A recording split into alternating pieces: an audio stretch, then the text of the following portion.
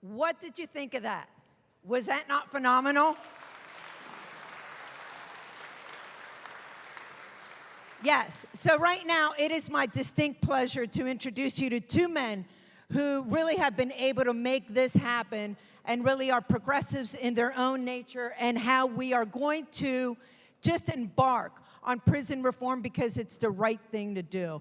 So it is my distinct honor to present to you Mr. Matt Schlapp and Secretary of Corrections, John Wetzel.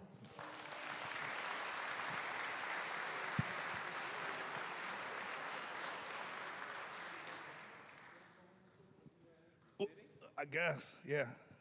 Good morning, everybody. And thank you all, as Lamas said, especially to the staff, to the folks who live here. Thank you guys for inviting us in and allowing us to come in and put on this big production. I know it's not easy, but I think it's worthwhile. I'll tell you, like some people would say, wait, what do you mean the American Conservative Union wants to do something inside a prison? And it does sound kind of weird, right? But I gotta tell you how this started. And it started with this guy here. If you don't know, this is the famous Charlie Gerow. Round of applause for Charlie, please.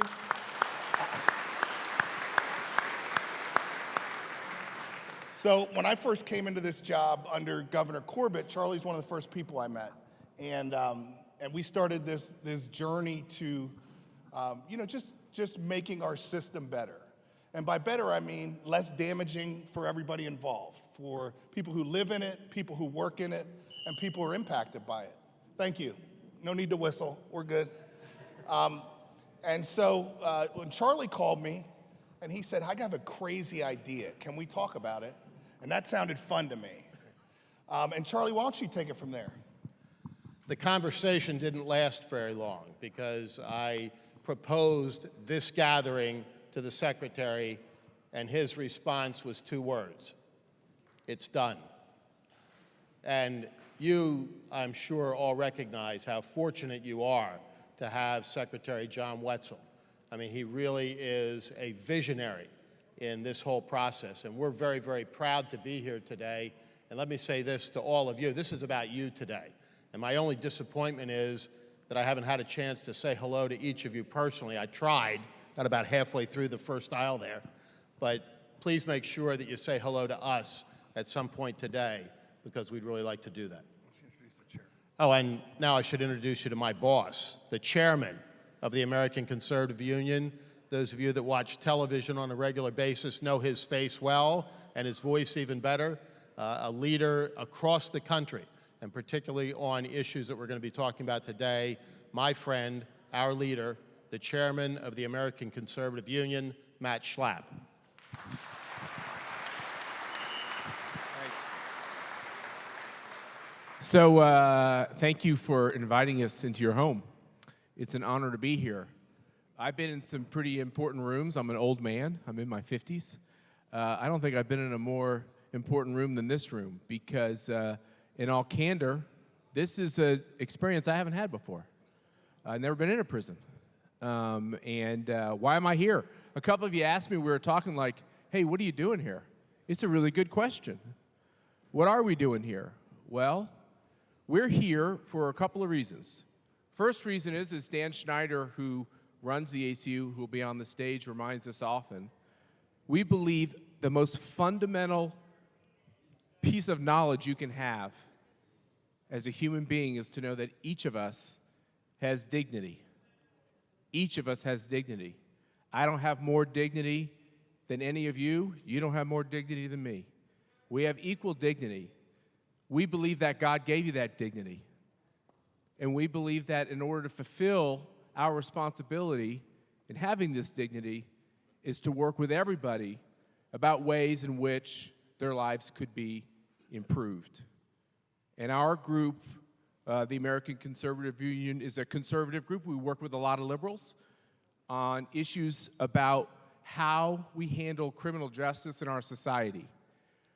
My view of government, and we're not really here today to talk about politics at all, but my view of government is I tend to be skeptical that government does everything right. I've been a government employee. Good people have these positions, great public servants, But government still gets things wrong a lot. And they get things wrong in the criminal justice system too. And it's healthy, I think it's American to have a little bit of skepticism. And so what we're trying to do across the country, and we literally go across the country, we've actually been across the world.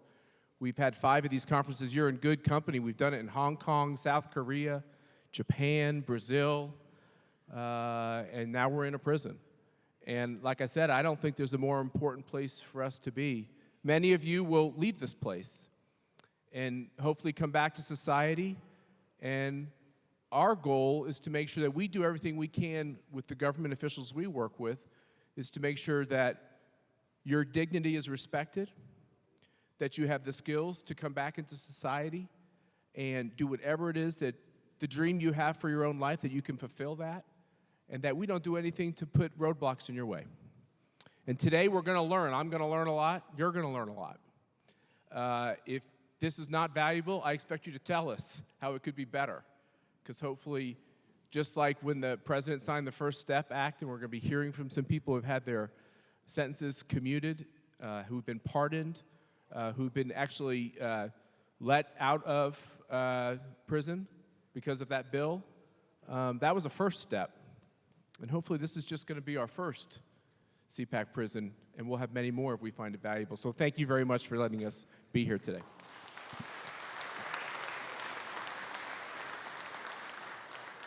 So let me just kind of wrap up this kickoff by this and just challenging you to forget narratives. Forget what people say. Because there's a bunch of narratives around you, around us, around American Conservative Union, around progressives. And frankly, most of them are not accurate. And so, you know, there's a narrative. I started under Governor Corbett. I now work for Governor Wolf. I mean, the reality is the only thing those two have in common is both their names are Tom, right? Other than that, politically, they couldn't be further apart. And that's a real narrative. But here's another narrative. They both believe in what we're doing. I mean, Governor Wolf has been as supportive of any, I'm the only holdover from the previous administration. My political affiliation, my views were never relevant for him. All he cared about is that we have a more just and a fairer system. You know, there's a narrative that the American conservatives care about this issue for money and money alone. That's a narrative. But I'll tell you, that's another false narrative. And, you know, I find it frustrating that we're in this time where we want to alienate people because they have different beliefs. And the reality is the path forward, the only path forward ever, is a path forward together. And if you need proof about this group or any group, and I've been in this job as long as mostly anyone in the country, and I'll tell you, it's been great to see the progression.